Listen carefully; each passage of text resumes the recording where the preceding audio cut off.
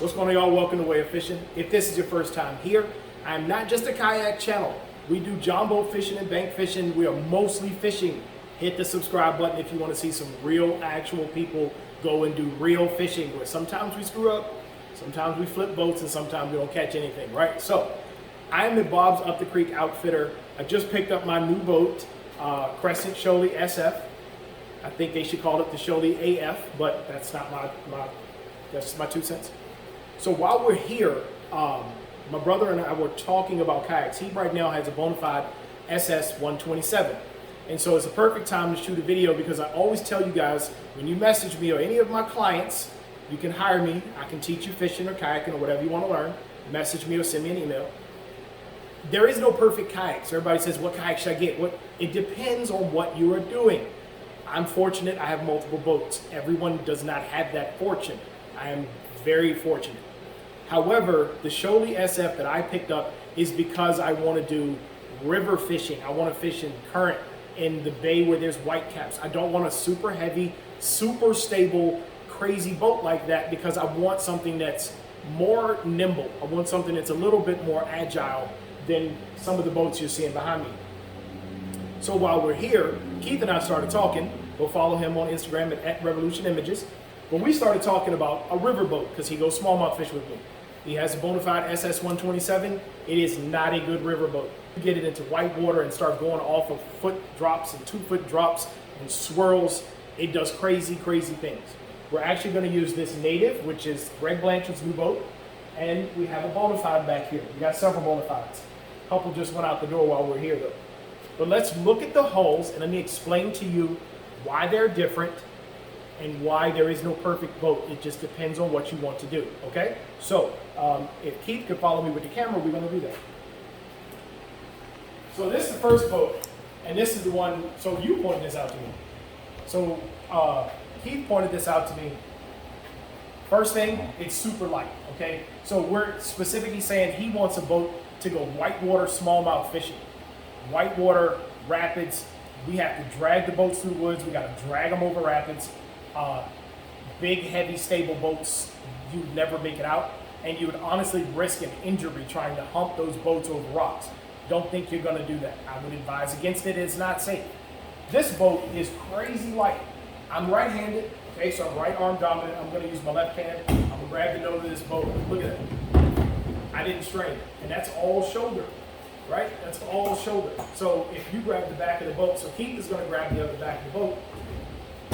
It is super light, but also when you look at the bottom of this boat, it was not designed for standing, okay? Standing wasn't the principal design element when he did this boat. See this smooth surface, right?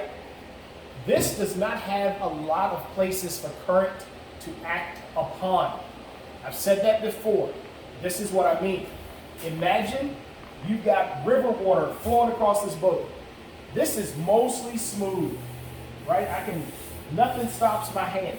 See this edge? The current is going to act upon this. The current, this is made for your transducer. The current is going to act upon those flat edges. It's going to try to push the boat. But that's super minimal. It's got a skeg on it, right? See the keel? That's not a well-pronounced keel. It's not too much. You need some keel, but it's not too much. But if you were to turn this boat sideways in the river, the current would flow across this, okay? The other thing this is gonna make it do is make it super easy to pivot. So if you saw my video about the 10-foot hoodoo that I have, that's something I referenced. I can pivot the boat, I can spin the boat. When I went through whitewater in the hoodoo, I could feel it, when it hit that rock, it kind of spun off of the rock. I just have to get used to the boat. But this boat is going to be more stable. Secondary stability right here. When you try to lean this boat, it's going to catch. But this is outstanding for rivers, for whitewater, for rocks, for dragging through the woods. You're not going to get hung on a lot of stuff. You're not going to get hung on stumps, right? It's going to minimize that drastically. This is what I mean when I say something like it's too many edges. I'm going to show you the edges, but this does not have it. Fantastic river boat, super light, smooth bottom. You can throw this boat around by yourself. If you have to drag it over a log jam, over rocks, or in our case, sometimes off of waterfalls. This is not gonna wear you out. Imagine you've been paddling all day in the heat, fishing.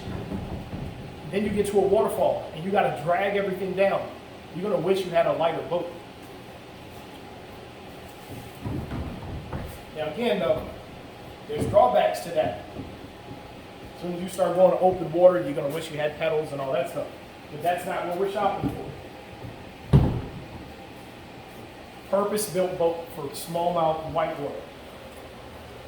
So what we're gonna do now is show you, when I say too many edges for the current to act upon, we're gonna flip over a Bonafide, one of the most stable fishing platforms I've ever been on.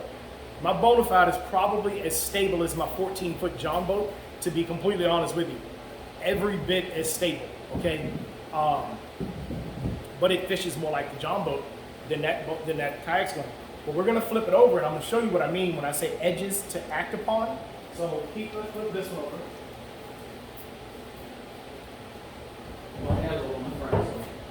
And let's kind of pull forward.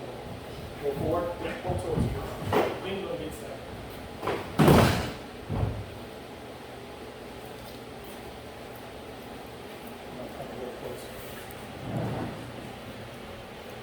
Okay, so I'm competing with this AC noise. You might come a little closer to me if you can. I'm competing with the noise from the AC, so I apologize, but it is hot and I appreciate that AC. When you look at the bottom of this boat, first thing, that transducer area is longer. See this? You've got this ridge here for tracking. That ridge goes all the way down the back of the boat. Then you've got this edge and that edge. Even though they're angled a little bit, this is what gives this boat such crazy stability. Like the stability, even in the 10-foot. I've seen people get on this 10-foot who are big, twice as big as me, never been on a kayak before, and stand up on this thing. That's insane. But when you get into a river where you got water moving at miles per hour and it's bouncing off the rocks and swirling and turning, the water hits this, the boat wants to react. The water hits this, it hits that. These are even steeper up here. So as the river current hits this, the boat wants to go with the river current. It just wants to do its thing. If you look at the back here, it's even more pronounced. See this? So how many times I'm gonna ask Keith this, because I know I've done it. You've been in the Bonafide and the back end of the boat in the river. Will not move. This. Will not move. It's designed to be stable. It is not designed. And that's why I love it, but there's more than one tool in the toolbox to do what we want to do. Right. You're not taking the wheels off the truck with a 1/4-inch ratchet. Right. So if there was one wrench that did every nut and bolt on your truck, somebody would be rich. Right. If you reach out to me for help, there's not one kayak. You need to decide what you want to do with it. Decide what you want to do with it. And then go get a boat. Probably won't be your last boat. You're probably going to go buy another boat. But what are you going to do? Buy the boat for that and understand that as you grow out of that, it's probably not going to go do the next thing. Okay? There isn't just one boat. There is no perfect boat. There is no boat I can tell you to go get. Figure out what you want to do and then go get that boat. I wanted to go fish creeks and swamps, so I bought a little teeny 10-foot, 37-pound sit-in kayak. My first kayak. I was excited. And then somebody showed me a redfish, and I tried to take that boat into the Chesapeake Bay. And on that day, I literally almost died. Got caught in a storm, 60-mile-an-hour winds. The boat couldn't take waves. I had white caps washing over the entire vessel. It didn't have bulkheads. If it flipped, it was going down.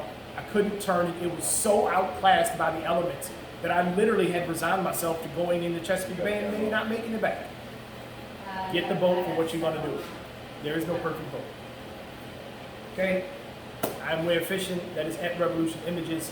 Please let us know your questions. Make sure you hit subscribe.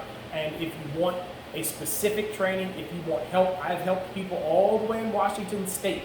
Reach out to me.